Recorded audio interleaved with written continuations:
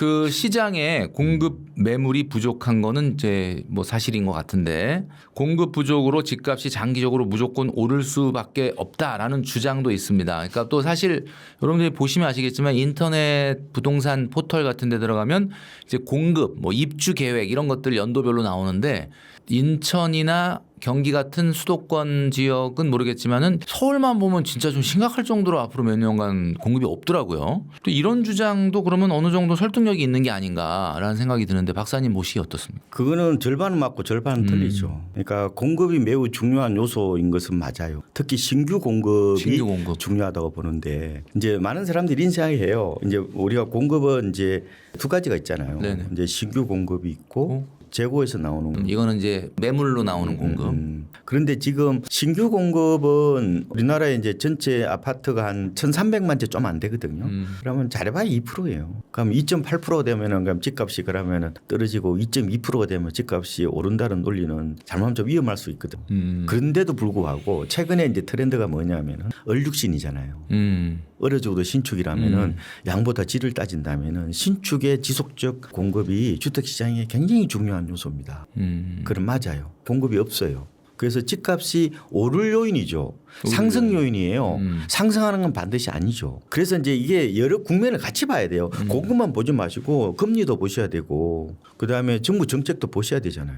같이 보면서 그렇게 오를 요인이 신축에 있다 보니 한강벨트의 신축 아파트가 전세가율이 38%까지 간 거 아닙니까? 그런 논리가 서로 맞물리는 거죠. 그런데 잘 보세요. 그 도시의 성리를 쓴 에드워드 글레이저라는 그 교수님이 이런 말씀하세요. 참 멋있던데. 유연한 주택 공급이 주택 매수 광기를 다스리는 완벽한 해독제는 아니다 이런 얘기. 문제가 멋있죠. 공급이 전부가 아니라는 거예요. 그러니까 그 공급이 모든 걸 해결하지는 못한다. 그렇지 않아요. 공급하는 주의 빠지시면 안 돼. 우리가 분명히 가격은 공급과 수요의 함수죠. 네네. 자, 그러면 공급이 줄면은 수요가 가만히 있다는 생각에서 그러면 가격이 오르게 돼 있죠. 그죠? 만약 공급이 줄었어요. 수요가 더 줄면 어때요? 가격은 빠지죠. 그러니까 이런 시속 게임이라고 보면 되는데 저 수요가 상수는 아니니까 변하니까. 수요는 굉장히 가변적이죠. 수요는 변덕을 자주 부려요.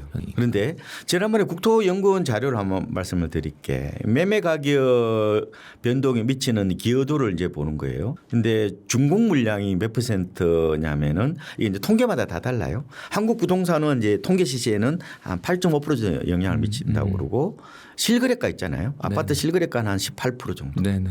국민은행 저희 통계를 보면 한 11.9%, 한 10%, 한 12%이 정도 영향을 미친다고 보시면 되는 거고 금리가 어느 정도 되느냐? 금리가요. 한국 부동산은 통계 시세는 60.7%, 실거래가는 45.7%, 그다음에 국민은행 거는 56.1%까지 금리가 주택 가격에 영향을 미치는 거예요. 그럼 결국 금리가 집값을 좌지우지한다고 해도 과언이 아니죠. 그렇죠. 왜냐하면 가뜩이나 지금 주택이 하나의 투자 상품화됐기 때문에 이런 통화량이라는 금융 변수의 영향을 많이 받죠. 그래서 지금 하반기에 금리 올리면 어떡할 거예요, 그럼 공급이 전부예요? 아닐 수도 있잖아요. 수요가 되게 가변적이니까 그때 확 줄어들겠네요. 그러니까 이게 이제 공급이 부족했을 때 집값이 이렇게 폭발적으로 오르는 거는 다른 제반 여건들이 이게 우호적으로 바뀌었을 때 그때 변동성이 크게 나타난다 이렇게 보시면 되죠. 2022년에도 뭐 그때 뭐 집값 폭락했을 때 공급이 많았나요? 그래서 저는 이런 말씀이에요. 다만 공급이 굉장히 중요한 요소인 것은 맞다. 그렇지만 항상 우리가 예기치 못하는 어떤 다른 변수들 이런 것들도 같이 보면서 의사결정을 해야 된다. 하나만 갖고 모든 걸 재단해 버리는 이런 어떻게 보면 아메바적 사고 이런 거 있잖아요. 건부어적 사고 방식은 이게 뭐 어떻게 보면은 좋아 보이지는 않는다 이런 말씀을 드리고 싶어요. 박사님 말씀을 쭉 듣다 보면은 우리가 너무 좀 단편적으로 시장을 생각을 해서 이렇게 되면 폭등이 오고 이렇게 되면 폭락이 오고 자꾸 뭐 이렇게 뭔가 물론 그런 얘기들이 좀 인상적으로 뇌에 남긴 하는데 그렇게 바라볼 수는 없고 굉장히 여러 가지 변수들이 다각도로 움직이면서 만들어내는 게 시장이기 때문에 그러니까 지금 시장은요 자꾸 이제 정보 홍수 시대 그리고 너무 이제 정보가 과잉되다 보니까 생각하는 게 귀찮은 거예요. 이게 이제 인지구두쇠라고 하잖아요. 아니면은 강렬한 어떤 그런 메시지를 이렇게 보내는 쪽에 이제 인상적으로 그걸 받아들이죠. 확증 편향. 예, 확정 편향일 수도 있고 네. 뭐 가용성 휴리스틱이라고도 표현하는데 그런데 이제 대충 이제 흔히 말하면 이제 두루뭉실하게 이렇게 봐서 자기 뭐 갖고 있는 생각이나 아니면 주워 들었던 거 또 누가 또 강렬하게 또 얘기하시는 거 이거 섞어 가지고 그냥 결론을 내버리는 건데 이게 조금은 안 맞을 수도 있어요. 항상 맞는 어떤 그런 건 아니기 때문에 그래서 저는 이렇게 단도직입적으로 얘기하시는 분들은 약간 지능이 좀 낮으신 것 같아요. 한쪽만 얘기하면 되잖아요. 뭐 아무래도 이제 그 가장 부동산 시장에 관심을 갖고 있는 분들은 이제 무주택자분들일 텐데 지난 3월 아파트 서울의 아파트죠. 거래량이 전월보다 한 18% 가까이 급감했습니다. 특히 이제 15억 좀 전에 박사님이 얘기해 주셨던 것처럼 15억 원 이하 거래 비중은 85%를 넘겼다. 그러니까 아마 그 안에서 좀 활발하게 이루어지는 거래는 그나마 좀 중저가 이하 실수요자 중심으로 시장이 좀 재편되고 있다라고 봐도 되는 건지. 맞습니다. 예. 네, 실수요자죠. 그죠. 거주자 아니면 직접 투자가 사실상 힘들잖아요. 어려우니까. 물론 1주택자 지금 비거주 뭐 갭 투자 허용한다지만 그것도 어차피 세입자 나가면 자기가 들어가야 되잖아요. 지금은 아까 말씀드린 것처럼 집을 하나 더 사는 사람이 없다니까요. 네네네. 거의 무주택자들이 집 사거나 아니면은 뭐 이런 경우는 있죠. 일식은 일가구 이주택은 있죠. 그러면은 그러니까 갈아타기 이런 용도로 사는 건데. 이제 가장 많이 이제 박사님도 받으시는 질문이 지금 집을 사도 되냐 뭐 이런 이야기들 많이 이제 받으시게 될 텐데 우리 이제 뭐 조카나 또는 자녀나 이런 친구들이 이제 사회 초년생으로서 뭐 결혼을 하고 집을 살려고 하는데 나 이 정도 돈이 있는데 이 정도 집 사도 돼요라고 이야기할 때 박사님 어떤 조언해 주십니까? 예를 들면 100%나 현금이 있어 갖고 100% 산다라고 하면야 뭐 그건 자유인데 아무래도 이제 대출이라는 걸 우리가 빌려서 집을 사지 않습니까? 지금 정도의 상황이라면 아마 사회초년생이면 15억 미만의 아파트일 거고 고가 아파트는 아닐 거고. 그럼 6억 정도 대출 나오죠. 그렇죠. 그러면 그 6억이라고 하는 대출이라는 게 일단 어느 정도 맞벌이를 하고 현금 흐름이 있는 분들은 또 이자를 낼 만한 또 능력도 되니까 과연 사고자 하는 집에 몇 % 정도 대출을 받아서 사면 크게 내가 봤을 때는 문제가 없다. 우리 자녀나 또 조카나 이런 친구들이 그렇게 물어본다 그러면 박사님 같은 경우는 대략 그럼 한 몇 % 정도 대출 받아서 사면 문제 없다 이렇게 얘기해 주고 계십니다. 장기적으로는 한 30% 정도가 좋은 것 같아요. LTV를 말하는 거니까 뭐 10억짜리면 한 3억 정도. 3억 받고 내가 7억 내 돈으로 내고. 그게 가장 이상적이긴 한데 아마 그렇게 해서 집 사는 사람은 없을 그게 거예요. 쉽지 않다는 거지. 않죠. 그러니까 이렇게 보셔야 돼. 그 부채 비율은 단기 목표가 있고 장기 목표가 있어요. 그죠? 그래서 단기적으로는 50% 정도까지 가져갈 수 있어요. 있는데 단기적으로는 그러나 단기적으로는 한 30% 정도로 가져가면 좋을 것 같고 보통 그 사이에 50%를 대출 받아서 샀는데 그 집이 왕창 올라갔고 걔가 대출 비율이 30%로 줄었다. 그게 괜찮은 거죠. 나쁘지 않죠. 그거는. 그리고 보통 원리금을 요새 납입하잖아요. 네. 옛날 이자 내는 건 어제 없죠. 그래서 이제 원리금 납입액이 월급의 한 30% 정도. 그래서 30이 제 생각에는 장기적으로는 좋은데 뭐 대부분의 집을 살 때 좀 무리할 수밖에 없어요. 우리 아버지 세대도 그랬고 그렇죠. 저희들도 그랬고 단기적으로는 좀 무리하더라도 그렇죠. 장기적으로는 좀 안정적으로 가져가는 게 이자가 아니라 원금 이자를 내는 금액이 소득의 30% 정도 선이면은 네, 괜찮을 나쁘지 않다. 예, 그렇게 보고 있습니다. 여러분 잘 참고를 하시면 좋을 것 같습니다. 다주택자들의 단기 매물이 더 쏟아질 것이다라는 예상도 있는데 시장의 전망과 달리 서울의 아파트 매물 수는 조금씩 감소하는 추세입니다.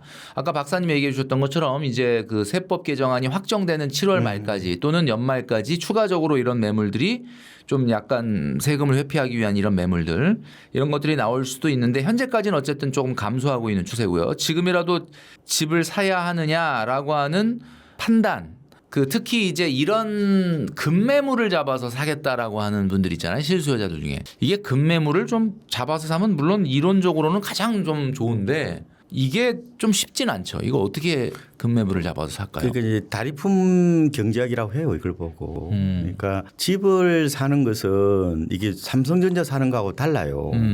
약간 이게 실물을 사는 거기 때문에 그렇죠. 이것저것 많이 봐야 돼요. 그래서 제가 상품 경제학이라고 옛날에 얘기했는데 상품 경제. 그러니까 머리품, 머리품, 그다음에 손품, 좀 뭐 찾아봐야 되니까. 그렇죠. 그다음에 다리푸. 직접 가서 확인해봐야 돼. 그다음에 머리 품은 유튜브 안 보는 거. 뭐 폭 나온다 이런 얘기, 뭐 폭탄한다 이런 얘기 안 듣는 거.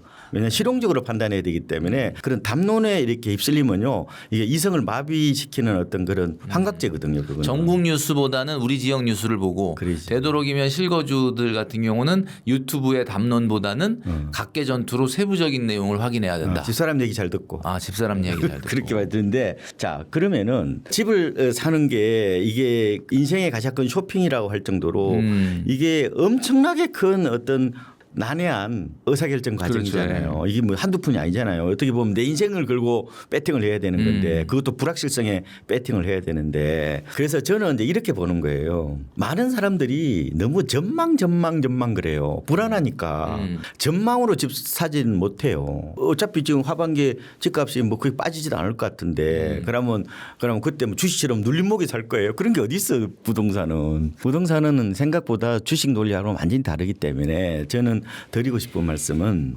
결국은 가격 경쟁력 보고 판단해야 되는 거예요. 아까 급매물 말씀하신 것처럼. 가격. 그러면은 이게 이제 지금 이제 강남이나 한강벨트나 뭐 요런 데 있잖아요. 아까 제가 네네네. 그거는 지금 정부가 계속해서 융단 폭격식 규제를 할 수 있기 때문에 조심해야 된다는 얘기는, 그건 타이밍을 제시해야 돼. 함부로 지금 들어가는 건 반대. 나머지 지역은 결국은 정부가 그렇게 강하게 규제를 하지 않을 가능성이 높아요. 왜냐하면 중저가 주택은 뭘 규제를 해요. 서민들이 사는데. 그렇죠.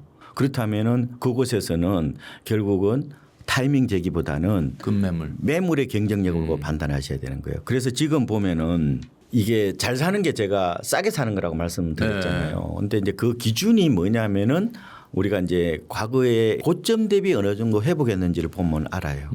어차피 부동산은 사이클이잖아요. 네, 돌고 도는 건데 대체적으로 2021년 한 10월 정도가 고점이고 분기별로 보면은 2021년 한 4분기 정도. 요 정도. 지금으로 보면은 뭐야 한 5년 전인가요? 그 정도인데 지금 제가 그 회복되는 그걸 봤는데 동네별로 엄청나게 편차가 납니다. 그 2021년 4분기가 고점이라고 하셨잖아요. 네. 그 2022년도 금리 인상과 더불어서 좀 집값이 그렇죠. 많이 하락했는데 그때 흘러내렸죠. 그러면은 지금 2021년도 4분기의 고점 대비 아직도 회복을 못한 수도권 많죠. 아 많습니까? 지금 제가 아까 오면서 제가 통계를 한번 돌려봤는데 강남구가요 플러스 25%예요. 플러스 25 그때보다 플러스 25. 과천이 25%.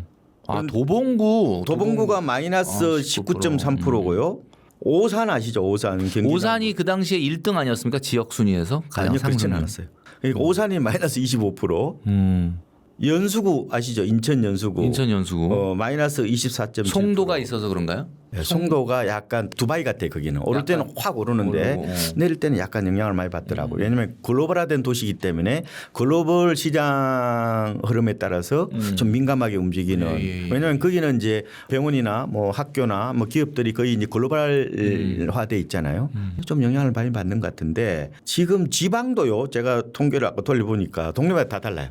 마이너스 5%에서 마이너스 25%까지 있어요. 마이너스 25% 광역시인가요? 네, 광역시 중심으로 보면 뭐 대구라든지 대구. 뭐 이런 데들. 그리고 뭐 그나마 좀 선방한 데가 지금 울산하고 부산 같은 데죠. 네, 그쪽은 계속해서 지금 약간 힘이 좋은데 제주도 같은 데는 특히 안 좋죠. 제주도는 제주도 같은 경우는 그 중국 예. 분들이 좀 빠져나갔다라는 얘기가 차이나머니 붐의 어떤 후폭풍에서 아직까지 자유롭지 않죠. 제주도 가서 뭐 언제 사요라고 묻는 거는 지금도 뭐 엄청나게 경매료도 많이 나오고 가격도 엄청 떨어졌던데 그러면 서울 사람 그거 가서 얘기하면은 딴 나라 사람 얘기한다고 그럴 거 아니에요. 그래서 제가 동네 방송을 들어가는 말씀을 드리는 거예요. 그래서 제가 며칠 전에 안 그래도 우리 직원분들이 제주도 사시는 분인데 어떻게 하면 좋겠냐고. 그래서 지금은 아마 회복은 좀 시간이 걸릴까 제 생각에 1년 정도는 걸릴 것 같다가 지금 굳이 살려면은 그러면은 1년 정도 진짜 박사님 말대로 걸린다라고 해서 1년이라 그러면 진짜 다행인데 아닐 수도 있죠 지금. 아닐 수도 있고. 일단은 그렇게 이제 어림잡아서 얘기해 보는 건데 그래서 그 경우에는 매입가를 더 낮춰야 되기 때문에 제가 이제 아파트를 사시더라도 경매로 사시라고 그랬죠. 그렇게 막 쌍 이 각계전투나 이게 디테일하게 미시적으로 들어가야 되지. 지금 너무 우리 유튜브들이 보면은 거의 전국적으로 특히 강남만 얘기하고 있잖아요. 한강벨트만. 그래서는 특히 지역에 사시는 분들은 내 인생에 전혀 도움이 안 된다니까요. 왜냐하면 내가 우리 가족을 데리고 안정적으로 살 곳인데 내가 강남을 살 것도 아닌데 강남에 관련된 내용만 너무 들으면은 자기 상황을 좀 다르게 생각할 수가 있다. 우리나라 사람들이 대부분이 엄마 아파트 갖고 있다고 생각해요. 자기가 엄마 아파트 갖고 있다고 생각한다니까 하도 많이 들어가지고. 하도 많이 들어가지고. 그런 이제 어떻게 보면 나도 모르게 매스컴 뉴스에 이제 중독이 돼서 그런 건데 뭐 그런 측면에서 좀 말씀을 좀 드리고 싶은 거예요. 그러니까 가장 중요한 거는 싸게 사시라는 거예요. 딴 매물 거. 경쟁력이 굉장히 중요하다. 네, 그렇게 봐셔야 돼요. 왜냐하면 이거는 우리가 이게 논문 쓰시는 게 아니란 말이에요. 보고 쓰시는 게 아니잖아. 내가 살 집을 사는 부분들은 어떻게 보면 가장 중요한 게 이것저것 따질 게 많아요. 그러면 만약에 서로 또 이렇게 직장이 멀잖아요. 부부간에. 그럼 어디다가 선택해야 되는 거예요? 그러면 집사람 쪽에 가까운 데 해야 되는 거예요? 남편에 가까운 데. 그것도 집안의 또 파워에 따라 달라. 그렇죠. 그럼 애는 어떻게 키울 거예요? 그런 디테일한 문제들이 많기 때문에 저는 이런 말씀을 드리고 싶어. 최적의 이제 대안을 찾는 거예요. 그래서 항상 생각하실 때 1안, 2안, 3안으로 생각하셔야 돼. 최상위 항상 좋은 건 아니에요. 최적이 더 좋을 수도 있단 말이에요. 그죠? 그러면은 이렇게 보시면 돼. 진짜 집 사시려고 마음 먹으면은 내가 그러면은 동네를 있잖아요. 만약에 나 여의도에 산다. 여의도에 직장이다 그러면은 뭐 신길동도 있을 거고 뭐 하다못해 방화동 뭐 염창동 뭐 서대문 뭐 이런 데 여러 군데 많잖아요. 동네를 내가 대중교통으로 1시간 이내에 바운다리를 먼저 정하는 거예요. 너무 멀면 힘드니까. 그러고 나서 아파트를 한 30개 정도 골라요. 동네는 적어도 한 제 생각에 못해도 10개 정도는 고르셔야 돼. 쇼핑하듯이 해야 매물이 있지 매물이 없어요. 그렇죠? 그러면은 동네는 10군데 정도 잡고 그다음에 뭐 그중에서 이제 아파트는 한 30개 정도 골라야 돼요. 그 요새 쉽잖아요, 요새. 30개. 요새 그럼 네이버 가면 뭐 아니면 이런 뭐 호갱노노나 저희도 국민은 오더라도 매물을 금방 검색할 수 있단 말이에요. 그걸 다 가봐야 되지 않습니까? 아니 그러지 말고. 제가 가볼 필요 말씀드릴게요. 없고. 먼저 이게 요새 엑셀 잘 하시잖아요. 그 정도 이렇게 해놓고. 페이퍼 작업을 먼저 하는 거죠. 그러면 이렇게 하시면 봐요. 점수를 매기는 거야. 1점에서 10점까지. 리커더 척도 아시죠? 그러니까 보통 7점인데 10점으로 보통 매기는 거죠. 그러면은 만약에 이제 이렇게 하는 거죠. 대단지, 청가구 이상, 그다음에 중공연도, 그다음에 역세권, 역에서 거리, 그다음에 나오는 청수 몇 청, 그다음에 이게 초품화인지 이런 거 다 볼 수 있잖아요. 그럼 이런 거죠. 아 초품화야. 그러면은 10점. 그죠? 내가 뭐 초등학교 이제 입학하려는 자녀가 있으면 그다음에 내가 출근해야 되는 역세권이다. 역에서 한 뭐 500m 정도다. 아 그러면 한 9점. 그다음에 단지 수가 뭐 한 1000세대다. 아 그러면 한 8점 정도. 그러니까 점수를 쫙 매겨 봐요. 그래서 좋은 거를 한 5개 정도 골라가지고 그 중에서 현장 가셔서 의사결정 하시면 된다. 막상 이게 엑셀을 보는 거하고 또 현장에 가보면 또 달라요. 그죠? 그래서 부동산은 기본적으로 주식과는 다른 비대면 투자가 아니라 이거는 바로 실물 투자이기 때문에 모든 것은 현장에서 답을 찾아야 된다는 말씀을 드리는데 제가 우리 고객님들이 진짜 집을 잘 산 두 가지 스토리를 말씀드릴게요. 첫 번째 이분이 진짜 그때 시장이 좀 안 좋았을 때예요. 근데 자금 결제를 당일날 계약하고 당일날 잔금을 쳐달라는 거예요. 내일 부도나게 생긴 거야. 오늘 못 막으면. 그래서 전세가로 집을 사셨다니. 현장에 많은 일이 일어납니다. 그리고 어떤 분은 이게 집이 이제 6억이었어요. 시세가. 근데 갑자기 매물이 5억 3천에 계약을 하겠다고 온 거예요. 왜 그랬을까? 이 집값이 오르는 과정이 있는데 이 매물이 외국인 거였다고요. 미국 교포였겠어. 교포는 잘 모르잖아요. 난 이 정도만 봐달라고 그래가지고 했는데 그걸 시세보다 한 10% 15% 정도 싸게 샀죠. 그래서 제가 드리고 싶은 말씀은 유튜브 보는 시간에 차라리 동네 중개업소 가가지고 이것저것 돌아다니시면서 또 좋은 매물은 또 이게 흔히 말하면 책상 밑에 짱 박아놓고 있다 그러잖아. 그렇게 보고 의사결정을 하는 그게 훨씬 지혜로운 거지. 우리가 막연하게 뭐 타이밍을 재고 이렇게 하는 것은 뭐 절반 정도는 나한테 도움이 되는데 나머지는 그냥 탁상공론에 될 수 있으니까 부지런해야 된다는 말씀을 네. 제가 꼭 좀 드리고 싶어요. 오늘 뭐 상품 네. 말씀도 해주셨고 잘 기억을 좀 하면 좋겠습니다. 박사님께서 그 비수도권에 대해서 정말 신중한 판단이 필요하다고 조언을 하셨었는데 지금 얘기해 주신 거는 뭐 사실 수도권 중에서도 거의 서울하고 굉장히 접근성이 뛰어난 지역이고 좀 요 얘기 드리면 조금 약간 뭐 불편해하실 수 있는 분도 있을 수도 있는데 이 지방 아파트의 미래 요거는 진짜 어떻게 우리가 해야 될까요? 지방 아파트에는 진짜 미래가 없는 거냐? 아니요, 그렇잖아요. 어떻게? 지방도 많이 올랐어요 지금. 아까 우리가 말씀 이제 주셨던 것처럼 2021년도 4분기 고점 대비 마이너스 25도 있지만 뭐 상당히 많이 회복한 것도 있다. 지방이 회복이 늦은 거는 그동안에 집값이 별로 안 빠져서 그런 거예요. 이게 이제 시장의 특성 때문에 그런 건데. 오히려 22, 23년도에 수도권보다 많이 안 빠졌기 때문에 그래서 회복이 늦은 거예요. 그러니까 많이 빠져야 회복이 빠른 거죠. 이렇게도 볼 수가 있어요.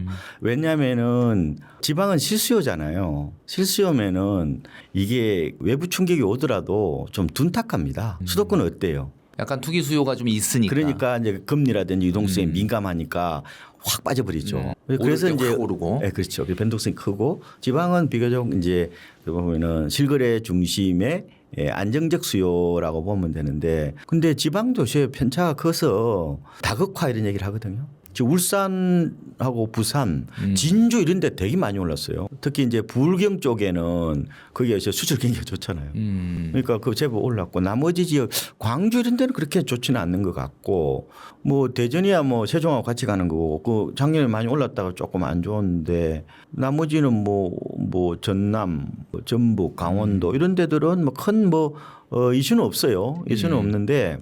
저는 지방도 입주 물량이 줄거든요. 그래서 이렇게 보셔야 돼. 제가 사람들이 하나 팩트를 가지고 막 전체 일반화하는 그런 우려가 있다고 그러는데, 지방에 그렇게 미분양이 많은데 왜 집값이 올라갔냐고 그래요. 지금 올해 집값이 플러스입니다. 작년에 한 7월 정도부터 바닥을 찍고 서서히 지금 약간 회복되고 있는 구조예요. 그런데 지방에 미분양이 이렇게 많은데 왜 집값이 올라가느냐, 말도 안 된다고 그렇게 생각하는 분이 계세요. 그거는 시장을 제대로 안 보셔서 그래. 왜 미분양이 발생하는 거예요? 분양가가 비싸니까 그렇지. 분양가를 10% 할인해도 기존 매매보다 비싸요. 그럼 어떻게 돼요? 시장 회복이 서서히 보면은 이게 기존 매매 가격이 어느 정도 오르고 난 다음에 미분양이 해소되는 구조죠. 시장이 이분화되는 구조예요. 그래서 미분양이라는 렌즈를 통해서 기존 아파트를 봐버리면은 이게 이해가 안 되는 거예요, 이게. 그래서 제가 드리고 싶은 거는 시장의 속성을 명확하게 알고 접근을 해야 된다는 거예요. 그리고 지금은 지방에도요, 누가 땅을 사요? 누가 빌라를 사요? 지방에. 누가 건물을 사요? 아파트밖에 안 사는 세상이 왔단 말이에요. 작년에요, 우리나라 주택 거래량 가운데 전체의 78%가 아파트입니다. 78. 지방은 더 심합니다. 광주광역시요 92%, 대구, 울산 91%예요. 서울은 65%밖에 안 돼요. 왜요? 서울은 저 재개발 때문에. 아마 6대 광역시 중에 광주가 가장 아파트 비율이 높은 걸로 제가 알고 있는데, 맞습니다. 그런 영향도 있고. 한 79% 되죠. 네, 그 정도 되고. 그럼 박사님 얘기해 주셨던 것처럼 작년에 서울시에서 거래됐던 임대차 계약 중에 그 50% 이상이 월세였다라는 얘기도 있고요. 오늘 뭔가 좀 트렌드가 좀 서서히 바뀌고 있는 듯한 그런 분위기들이 좀 보이고 있지 않나라는. 그래서 우리가 오늘 이제 거의 마무리하면서 제가 이 말씀을 드리고 싶어요. 우리가 알고 있는 많은 부동산의 상식들이 판이 뒤틀려 버리니까 이게 고리타분하고 구닥다리 분석 툴이 될 수가 있다는 거예요. 네네네. 가장 큰 축은 제가 봤을 때 고소득 맞벌이 부분입니다. 시장이 통계하고 안 맞아요. 그래서 우리나라 지금 30대들의 맞벌이 비중이 2024년 기준으로 61.5%거든요. 40대가 59% 정도 돼요. 그 동안에 업데이트 해야 되겠죠. 아니, 업데이트 되는 건 없던데 한 63% 정도가 될 거예요. 지금 30대. 30대가 63%.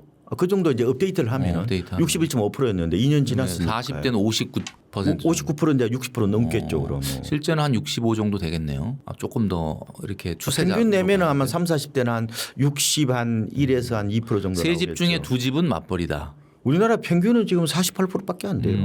미국의 평균이 63%예요. 그분들은 강한 주택에 대한 수요가 발생하겠네요. 구매력이 다르다는 거죠. 외벌이 때하고. 외벌이 때. 이걸 뭐라고 그러냐면은 결합 자본력이라고 그래요. 옛날에 외벌이 아니라 쌍벌이잖아요. 그러니까 통계들이 잘 안 맞아요.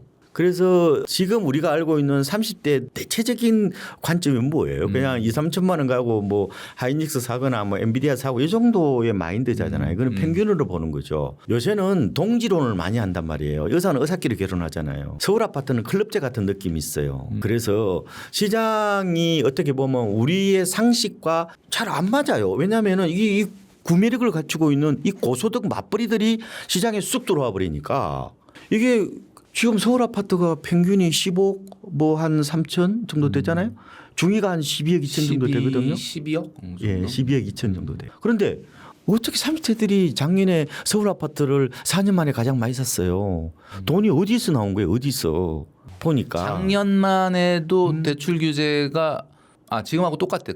15억 이하는 어차피 뭐 6억 나오니까 6억까지 나오니까. 그래서 와 그래도 거의 7, 8억, 8, 9억이 있었다는 얘기. 돈이 어디서 나온 거예요 도대체? 아버지가 뭐 그렇게 잘 살아요? 다 뭐 세수 중산층에 아니면은 뭐 금수저예요. 그런데 보니까 상당 부분이 우리가 알고 있는 30대가 30대가 아니라는 거지.